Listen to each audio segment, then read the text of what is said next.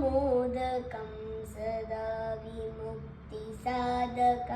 कलाधरावतंसकं विलासिलोकरक्षकम् अनायकैकनायकं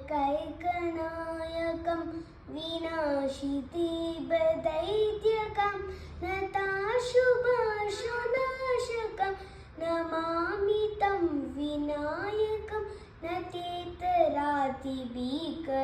नवोदितं भास्वरं न मत्सुरारिनिर्जरं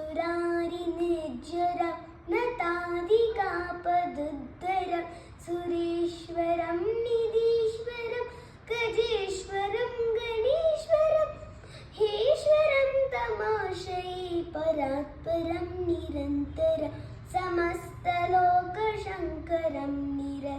दैत्यकुञ्जरं दरेतरोदरं वरं वरे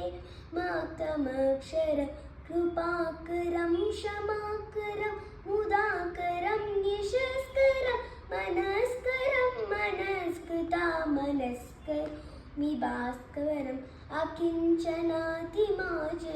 चिरन्तनोऽतिमाजनं पुराणि पूर्वनन्दनं सुरारिगर्वचर्वनं प्रपञ्चनाशभीषणं धनञ्जयामि भूषणं कपोलदारवारणं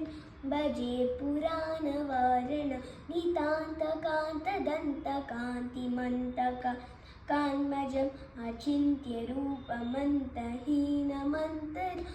कृन्दरं वसन्तदेविरन्तरं वसन्तमेव योगिनं त्वमेव दन्तमेव तं विचिन्तयामि सन्ततं महागणेश पञ्चरत्न महागणेशयोमहम् अजल्पति प्रवासुदे बुधिस्मरं गजेश्वरम् अरोगतामनूषकं सुसावितिं सुपुत्रितं समायुतायुरष्टभूयभ्युपैपि सोजिरा समायुतायुरष्टभूयभ्युपैपि सोजिरा